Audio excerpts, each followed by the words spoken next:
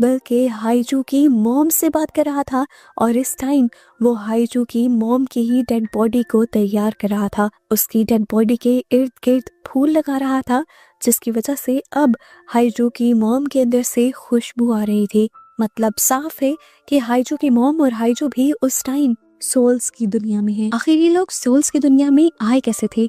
यहाँ पर ये मिस्ट्री खुलती है और कहानी पास्ट में जाती है। हम इस सीजन में दिखाए गए सभी कैरेक्टर्स को देखते हैं जो अपनी अपनी रूटीन फॉलो कर रहे थे। सबसे पहले हम किम को देखते हैं। किम अपने फियांसे से मिलने के लिए जा रहा था और किम की फियांसी कोई और नहीं थी बल्कि ली थी। जिसके बाद हमें हाईवॉन और सियोन को दिखाया जाता है और हमें पता चलता है कि ये दोनों एक साथ ही रहते हैं। और फाइनली अब हम हाइजू और उसकी मॉम को भी देख लेते हैं। हाइजू की मॉम हाइजू का बहुत ज्यादा ख्याल रखती थी। हमेशा हाइजू के डैड उसे लेने के लिए आया करते थे, लेकिन क्योंकि उस दिन हाइजू के डैड बिजनेस ट्रिप पर गए हुए थे तो इसीलिए हाइजू की मॉम खुद हाइजू को लेने आई थी। और यही इस स्कूल से निकलते हुए हमें यूजी को भी दिखा दिया जाता है। यूजी आकर एक बस में बैठता है जिसमें पहले से वही बस ड्राइवर था जिसे हम पहले देख चुके हैं, जिस टाइम वो नर्स के साथ लिफ्ट में था और पानी भरता जा रहा था।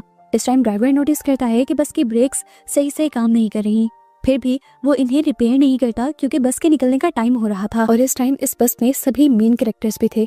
बस चल पड़ते हैं, बारिश हो रही थी, अचानक बस का बैलेंस बिगड़ता है, टायर पंचर हो जाता है, ब्रेक काम नहीं करती और बस जाकर ब्रिज तोड़ते हुए पानी में गिर जाती है। ली जो इस टाइम अगले टर्मिनल पर बस का वेट कर रही थी ताकि उसमें से किम निकले, वो ये एक्सीडेंट देखकर टूट जाती है। एकदम से सबकी जिंदगियां दांव पर लग जाती हैं। इमरजेंसी में सबको हॉस्पिटल लाया जाता है और सबकी हालत बहुत ज्यादा खराब होती है। हमें पता चलता है कि हॉस्पिटल तक आते आते हाइजू की मॉम और हाईवॉन दोनों की ही मौत हो चुकी थी और बाकी सब भी बिल्कुल ठीक नहीं थे। बाकी सब भी कोमा में थे।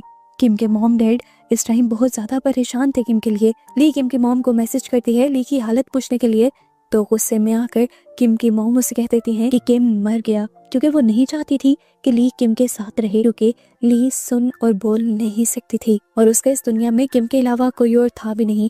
किम की मौत की खबर सुनकर वो टूट जाती है और अपनी जान ले लेती है। यानी हमें पता चलता है कि सोल्स की दुनिया में 3 लोग मर चुके थे और बाकी सब जिंदगी और मौत के दरमियान वाले फेस में थे। ली ने सुसाइड की थी और सुसाइड इतने दर्दनाक तरीके से की थी कि उसके हाथ के नेल्स तक टूट गए थे। इसी वजह से सोल्स की दुनिया में उसके नेल उल्टे लगे हुए थे। अब सीन कट होकर दोबारा प्रेजेंट में आ जाता है और हमें वही सोल्स वाली दुनिया दिखाई जाती है। हम ली को उसी बस स्टैंड पर वेट करता हुआ देखते हैं जैसे वो अपने मरने से पहले कर रही थी। बस में से किम निकल कर आता है। असल में वो किम नहीं है, किम की सोल है, जो अब ये भी भूल चुका है कि ली उसकी फियांसी हुआ करती थी। हर रोज की तरह वो ली को देखता है, ये सोचता है कि ली उसे गौर से क्यों देख रही है और यहाँ से चला जाता है। हमेशा थोड़ी ही दूर जाने पर किम गिर जाया करता था क्योंकि असली दुनिया में उसकी दोनों टांगें टूट गई थी, इसीलिए इस सोल वाली दुनिया में भी वो सही से चल नहीं पा रहा था। इस सोल की दुनिया में किम का बार बार बस से निकलना, थोड़ा सा दूर जाकर गिर जाना और ली का फिर उसे संभालना, ये सब एक लूप में चल रहा था।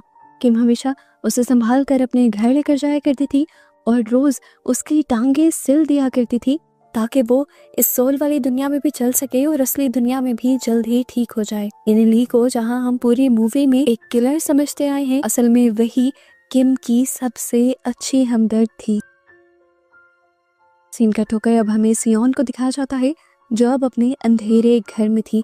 काफी देर लाइट नहीं आती, वो पागल सी होने लगती है और जैसे ही वो गिरती है तो उसे अपने एक्सीडेंट के बारे में सब कुछ याद आ जाता है। उसे याद आता है कि उसे बचाने के लिए उसकी दोस्त हाईवॉन ने उसे पीछे से पकड़ लिया था। ये जानकर वो बहुत ज्यादा रोने लग जाती है और हाईवॉन उसे दिलासा देती है। यहाँ पर डिटेक्टिव भी सिगरेट ऑन करने के लिए अपना लाइटर ऑन करता है और जैसे ही रोशनी में थोड़ा सा उसे अपना साया नजर आता है तो वो दिखता है कि उसका आधा सर गायब था। वो डर कर लाइट शॉप के अंदर चला जाता है और वो जंग से इन सारी चीजों के बारे में पूछता है कि ऐसे अजीब अजीब काम उसके साथ ही क्यों हो रही हैं। वो जंग से कोई भी सवाल करता है कि इस दुनिया में कभी सुबह क्यों नहीं होती, हमेशा रात ही क्यों रहती है। उसकी बातों के जवाब में जंग कुछ नहीं बोलता बल्कि अपनी ऐनक निकाल देता है और हम पहली मर्तबा उसकी डिमोनिक आइज को देखते हैं। यहाँ के देखकर डिटेक्टिव समझ गया था कि जंग कोई इंसान नहीं है और वो ये भी जान गया था कि वो भी अब इंसान नहीं रहा। डिटेक्टिव को अपना एक्सीडेंट तो याद था, लेकिन अब वो जंग से जंग की कहानी पूछता है कि तुम यहाँ पर कैसे आए थे। जंग बताता है कि सालों पहले जब एक सिलसिला आया था तो हमारी बिल्डिंग गिर गई थी। उस बिल्डिंग में मैं और मेरी बेटी दोनों ही अंदर दब गए थे। मैंने अपनी बेटी को ढूंढने की और निकालने की बहुत कोशिश की, पर जब मैं नहीं निकाल पाया तो मैं इस शॉप में मदद मांगने के लिए आया। उस टाइम यहाँ पर इस लाइट शॉप की ऑनर एक लड़की थी जिसने मुझे देखकर बताया कि मैं मर चुका हूँ और एक आत्मा बन चुका हूँ, और उसने मुझे ये भी बताया था कि तुम्हारी बेटी को दुनिया में रेस्क्यू कर लिया गया है और वो जिंदा है, इसीलिए वो तुम्हें मिल नहीं सकती। जंग बताता है कि उस दिन के बाद से मैं इस लाइट शॉप को संभालने लगा, क्योंकि मुझे पता चल गया था कि मरने के बाद या किसी भी मुश्किल में सोल्स एक मर्तबा इस लाइट शॉप में जरूर आती हैं। मैं इस उम्मीद में इस लाइट शॉप पे आज तक काम कर रहा हूँ ताकि मैं एक मर्तबा अपनी बेटी से मिल पाऊँ। अब डिटेक्टिव जंग से पूछता है, क्या मैं मर चुका हूँ? जंग कहता है, नहीं, तुम कोमा में हो, अभी तुम्हारी सोल सिर्फ यहाँ पर है। तुम वापस दुनिया में जा सकते हो और ये जगह तुम्हारे लिए एक पोर्टल जैसी है जो इस दुनिया को और तुम्हारी इंसानों वाली दुनिया को मिलाती है। तुम्हें यहाँ पर अपनी लाइट को ढूंढना है।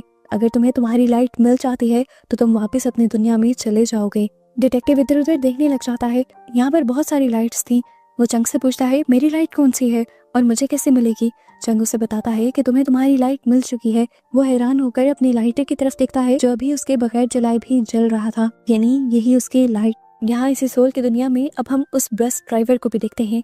वो बस ड्राइवर इस दुनिया में आए अपने सभी पैसेंजर्स को लाइट शॉप तक पहुँचाना चाहता है ताकि जो लोग दुनिया में कोमा में हैं उनकी लाइफ दोबारा से नॉर्मल हो सके और वो किसी तरह अपनी गलती को सुधार सके।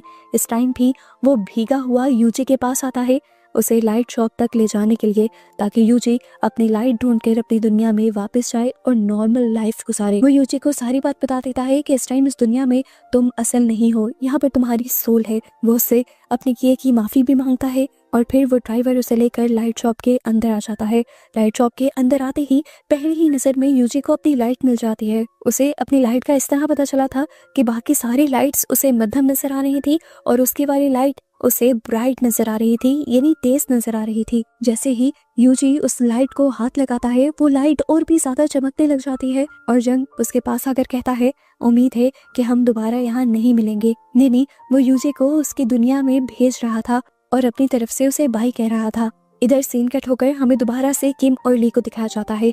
इससे पहले कि लूप दोबारा से शुरू हो जाता, इस मर्तबा ली तेजी दिखाते हुए जल्दी से बस के अंदर चढ़ जाती है और किम को सारी बातें बता देती है कि तुम इस टाइम एक सोल की दुनिया में हो, मैं मर चुकी हूँ लेकिन तुम अभी भी अपनी दुनिया में जिंदा हो और इस टाइम कोमा में होने की वजह से तुम्हारी सोल यहाँ पर है, तुम्हें वापस अपनी दुनिया में जाना होगा। किम को ली की कही हुई बातें तो समझ आ रही थी लेकिन उसे ये नहीं पता था कि ली है कौन और उससे ये सब क्यों कह रही है। एक्सीडेंट की वजह से वो ली को पूरी तरह भूल चुका था। यहाँ पर हम देखते हैं कि बस ड्राइवर सियोन को लेने के लिए आया था। वहाँ पर उसे सियोन की फ्रेंड भी मिल जाती है जिससे वो माफी मांगता है उसकी मौत के लिए। सियोन की फ्रेंड उसे माफ कर देती है और वो अब सियोन की फ्रेंड से रिक्वेस्ट करता है कि प्लीज तुम उसे लाइट शॉप में भेज दो, उसकी जिंदगी के बचने की कुछ उम्मीद है, वो अभी पूरी तरह नहीं मरी। अगर वो लाइट शॉप में चली गई तो वो असली दुनिया में जिंदा हो जाएगी। ये सुनकर सियोन की दोस्त उससे वादा करती है कि मैं उसे लाइट शॉप में जरूर भेज दूंगी। यहाँ अब हमें लाइट शॉप का ही सीन दिखाया जाता है जहाँ पर इस टाइम लाइट शॉप के अंदर हाइजो की मॉम आई थी जो मर चुकी थी। वो लाइट शॉप में आई थी ताकि वो अपनी बेटी हाइजो के लिए लाइट ले सके और असली दुनिया में वो कोमा से बाहर निकल सके। लेकिन यहाँ पर जंगू से बताता है कि तुम्हारी बेटी को लाइट लेने के लिए यहाँ खुद आना होगा। यहाँ पर हाइजो की मॉम जंग को देखकर रोने लग जाती है क्योंकि यहाँ पर एक बहुत बड़ा ट्विस्ट ये भी रिवील होता है कि हाइजो की मॉम असल में जंग की बेटी थी जो उस दिन उस एक्सीडेंट में जंग से बिछड़ गई थी। वो इशारा करके ये बात जंग को समझा देती है और जंग अपनी बेटी से मिलकर बहुत ज्यादा खुश हो जाता है।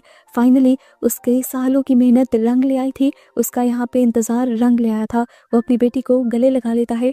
जबकि सीन कट होकर हमें यहाँ पर दोबारा से उस बस ड्राइवर को दिखाया जाता है। वो बस ड्राइवर हाइजू से मिलने के लिए आया था। वो हाइजू को सारी बात बता देता है कि किस तरह से उनका एक्सीडेंट हुआ था, वो कोमा में है और इस टाइम उसे लाइट शॉप पर जाना होगा ताकि वो अपनी दुनिया में वापस जा सके। ये सारी बातें जानकर हाइजू को बहुत बड़ा झटका लगता है।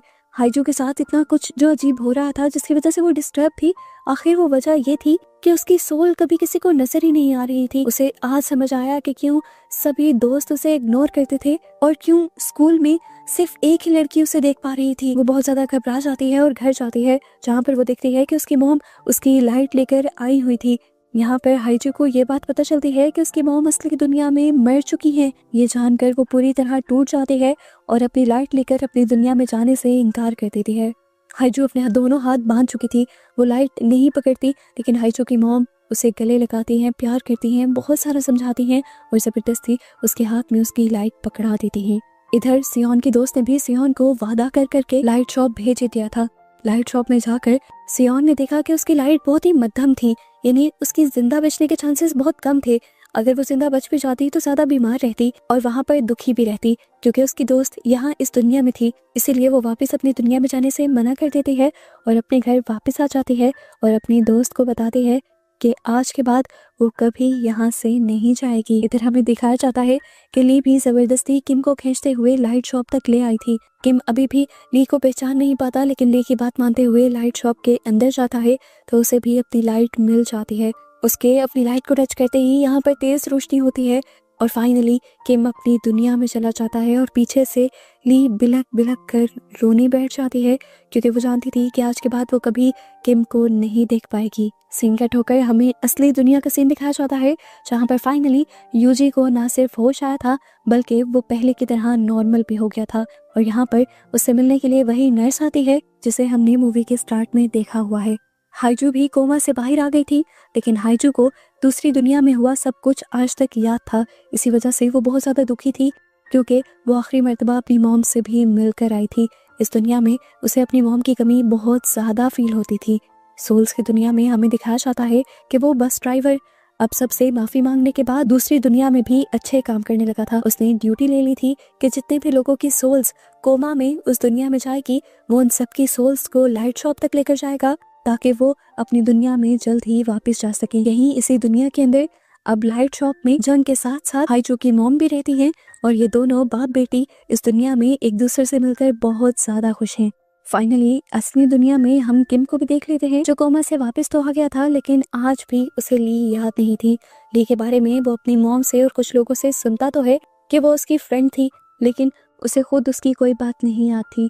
हाँ, ये बात उसे जरूर याद थी कि सोल्स की दुनिया से असली दुनिया में आने में ली ने ही उसकी मदद की थी। डिटेक्टिव सॉन्ग भी अब अपनी लाइफ में वापस आ चुके थे, लेकिन अब दोबारा लाइफ मिलने की वजह से उन्हें भी इस दुनिया में मौजूद सभी सोल्स नजर आया करती थी और इसकी वजह से डिटेक्टिव काफी डिस्टर्ब रहने लगे थे। यहाँ पर डिटेक्टिव को एक अजीब सा आदमी मिलता है जो डिटेक्टिव को परेशान होने से मना करता है और कहता है, मैं समझ रहा हूँ कि आप दूसरी दुनिया के लोगों को और सोल्स को देखकर डिस्टर्ब हो रहे हो। पहले पहले मैं भी इसी तरह डिस्टर्ब हुआ करता था, क्योंकि मैं भी उन सबको देख सकता हूँ, लेकिन आहिस्ता आहिस्ता सब कुछ नॉर्मल हो जाएगा। और ऐसे बस इन दोनों को दिखाते हुए ये सीजन यहाँ पर खत्म हो जाता है।